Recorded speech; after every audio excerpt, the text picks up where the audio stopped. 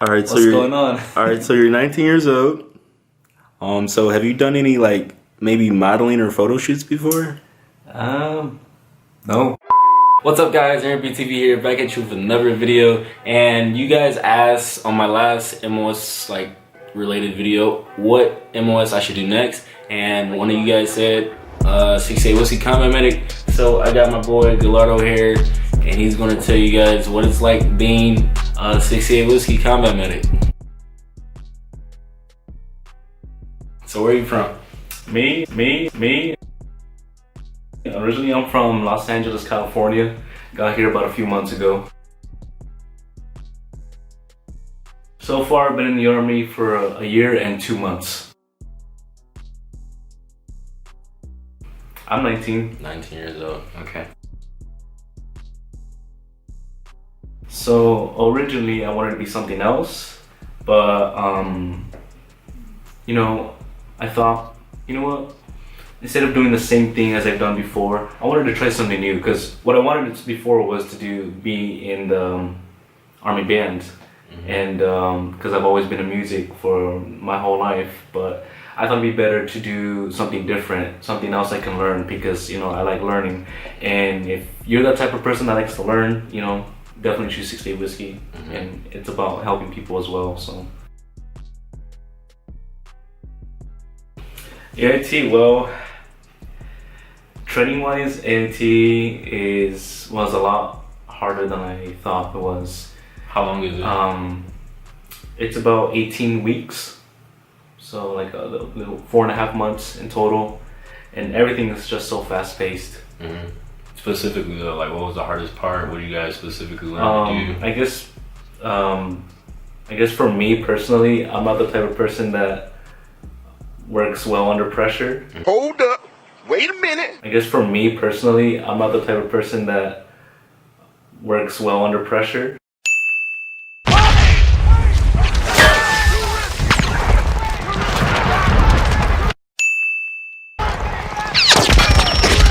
I guess for me personally, I'm not the type of person that works well under pressure. What? Something ain't right. Cause Which, you know, probably shouldn't have picked this, but you know what? That was one hard part, especially when we're out in the field. You're sleep deprived, you are under pressure, you know, having to save someone's life when they're dying out in the field. So that's definitely one of the hardest parts. Also, just learning so much science and medical shit in such a fast-paced environment. So, Okay. you know. So how does what's the process in AIT though? Like what are the tests like? You know. So the way it goes is like your first half of it is, well, like the first 7 weeks is your EMT phase, where it's just basically all classes, just lectures and weekly quizzes called modules. And 7 weeks you're expected to, on that 7th week you're expected to pass that enter EMT. And then immediately following that, you are to do what's called all skills, where they basically have different scenarios of people dying in accidents and all that. So you have a bunch of mannequins out laying on the ground, and you're supposed to treat a certain thing with a limited amount of time, and they grade you on it. So you said that's the first phase, or? Yeah, that was the first phase, EMT and all that. So what's the second phase? Second phase is known as whiskey phase, you know, and 68 Whiskey. That's where you apply all that out in the field, and where you learn, because EMT phase is more civilian medicine, because EMT. Whiskey phase is military. So you're gonna go out on the field, you know, like infantry and all that. You're gonna learn even more advanced skills like doing IVs, diagnosis, medications, and all that stuff. Learning procedures, you know, how to move patients and how to do triage and all that. So that's where it becomes even more fast-paced, and that's when it becomes physically strenuous, because you're going to be out in the heat, out in the field every single day. And then, so you're saying there's 2 phases? There's 2 phases, yep. So what happens if you fail a phase, or what's if you fail a test, you get another try, or what? Yeah, so in EMT phase, it's 7 weeks. There's 7 quizzes, once per week. And each quiz, you get 2 tries. If you fail the first, oh well, you go to study hall during lunch, and the next day you'll retake that quiz. If your GPA falls below, because everyone has a GPA, right? That's how they grade you. If your GPA falls below their standard, which is minimum 70 to 75%, you basically have to become a recycle. Yeah, and if you make it to inner EMT week, and if you fail that, they'll give you 3 tries, and if you fail all 3 tries, you have to reclass.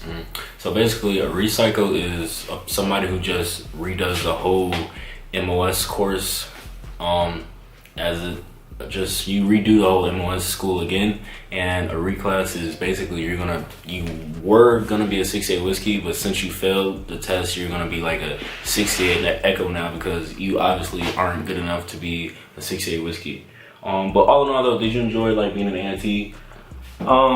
Being with my friends and, you know, going off base and having fun on the weekends, that was something I'll never forget. And meeting a lot of different people, because that's one thing, you know, you do in the Army is meet a lot of different people. And, you know, the fact that you're sucking with them, you know, you all become closer.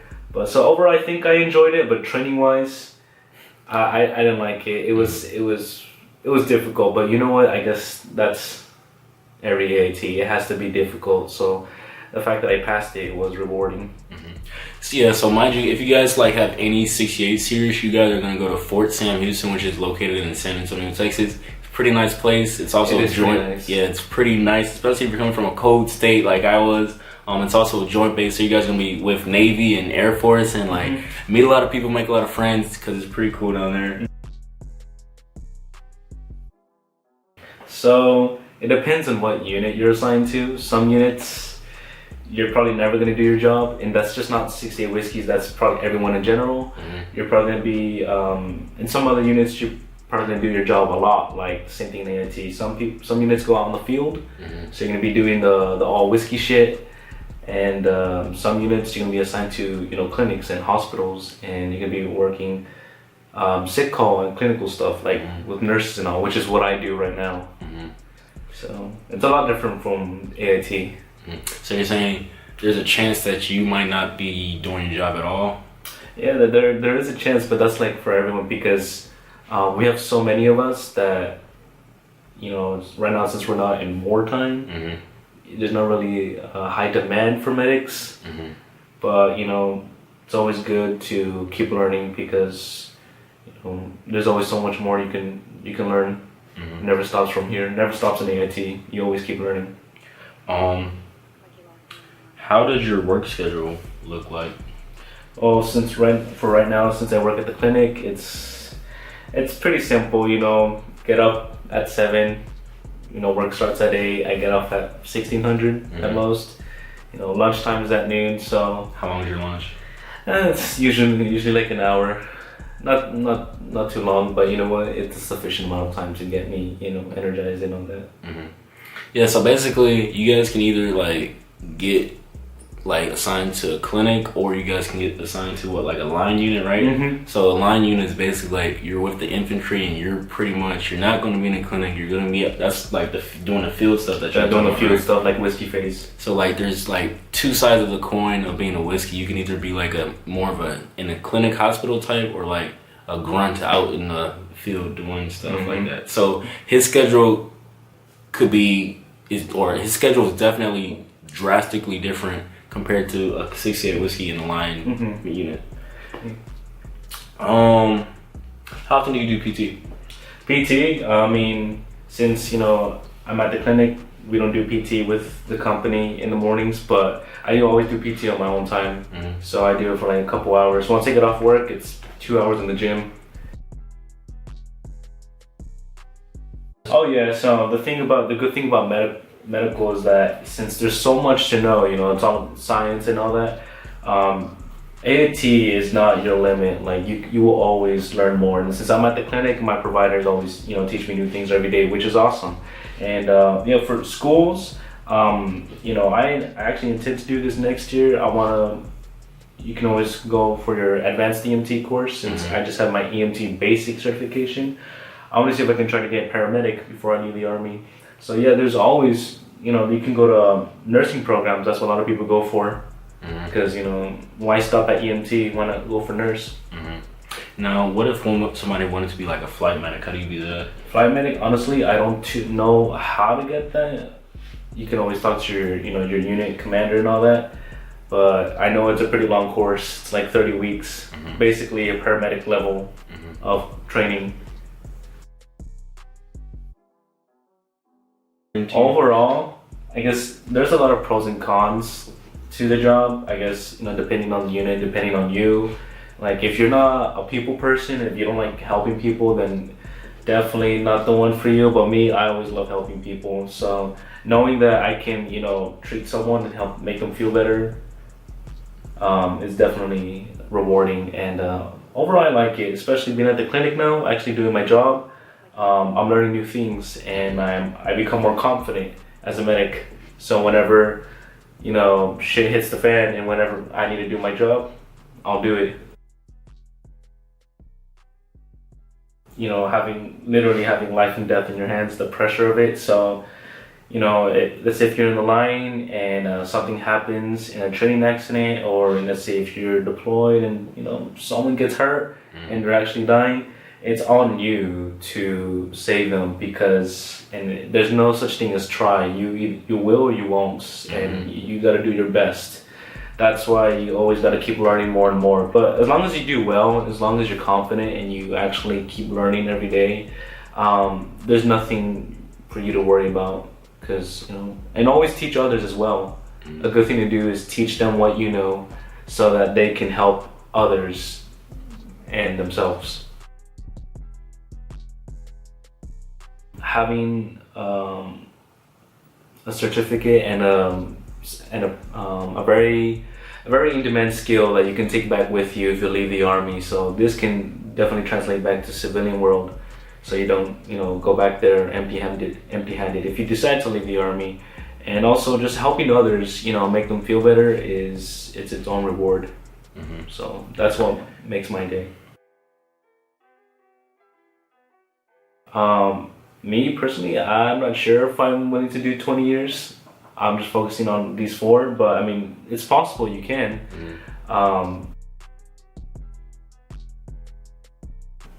Promotions, since there's so many of us in the medical field, it's not super fast. So it's gonna take a minute before I can, become sergeant and all. Yeah, so with the medical MOSs, like since there's a lot of them or a lot of personnel, promotions aren't as frequent as infantry or like any combat MOS. So yeah, take that into consideration if you want to be a combat medic or any 68 MOS. Just someone who genuinely cares about others and is a people person. Definitely. And if you are also just outgoing, if you're the person that likes to hang out with others, meet new people, and are always there, and if you're selfless, that's definitely something you need to have. You want to consider being a medic.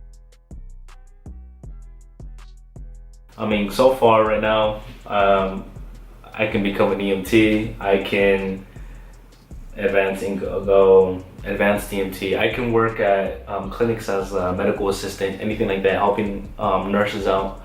Basically what I do here at the clinic, I can pretty much go do that in the civilian world. Like I said, if you have those attributes that I mentioned before, and if you're the person that's actually interested in the medical field or has medical experience before, because I have many people come here already who are EMTs, so they only have to do that second phase of AIT, just a whiskey phase, to become a combat medic. So they get to skip that whole EMT phase because they're already EMTs. So if you're, like I said, if you have prior medical experience, or if you love science, love caring about people, then yeah, definitely I would consider that one, because it has all of those. And if you like being with infantry, or if you like one of those grunt guys that like to go out and do strenuous physical activities, then yeah, why not? All right, guys, so I posted on my Instagram. If you guys aren't following my Instagram, follow it. It's right here. But I posted what questions you guys have for 68 whiskey. And Alex.Surik says, what are some good ways to prepare mentally and physically to be a combat medic? Combat medic, just, I mean, study. Like if you want to go become a combat medic, study, grab an EMT book. If you can find one online or in the bookstore. Yeah, find an EMT book or go on quizzes online and just learn about basic medical stuff. Basically, I suggest try learning first aid if you have no medical experience at all, which that was me before. I never had medical experience until AIT. And yeah, just learn about basic medicine, learn about a lot of biology, chemistry is a good one, a lot of human anatomy. Definitely want to start studying about that, because those particular subjects are predominant in AIT. Blamington_Amir says, where do 68 whiskeys mostly deploy? Well,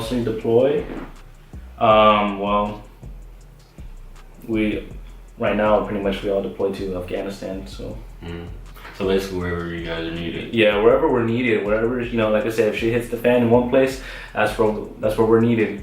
Pretty much everywhere. The good thing about 68 whiskeys is that I'd say we're very versatile MOS, because everyone needs medical. So you can be here, you can be there, everywhere. Lil.Sneaky_ asks, if there's a war and you get deployed to the battlefield, are you given a weapon? I heard two different things.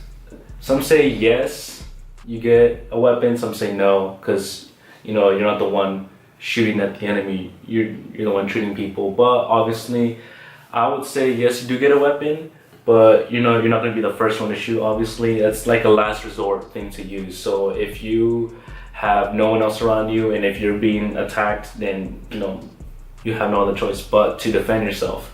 But mainly your job is a medic, and your second job is an infantryman. And we kind of answered this earlier, but Daniel291R asks, do you get clinic hours? Yes, you do. I'm pretty sure you do, but I need to talk to my doctor about that to see if I'm actually getting clinical hours. Because if I'm not, I'm gonna be kind of salty about that. All right, Gallardo, what's going on? Thank you guys for watching. That concludes this interview. If you guys, are interested in an MOS, put it down in the comments, and I will try to do an interview with that MOS to give you guys some insight about it. Additionally, if you guys aren't following me on Instagram, go ahead and follow me on Instagram. It's like right here somewhere. I'm one-handed because I'm recording this on Snapchat right now or Instagram right now. But thank you guys for watching. I'm Aaron BTV, 19 years old, 68 Echo, active duty Army, and yeah, guys, peace. Thank you. I appreciate you. No problem, man. Follow Gallardo if you have people following you. What's that? His Instagram's right here. Yeah, if you want to follow him too, you can. He's cool. Did I ask you where you were from? Yeah. Okay. California. Yeah. Unfortunately. All right, guys. Thanks for watching. Peace out. Then I start to taste them. I say,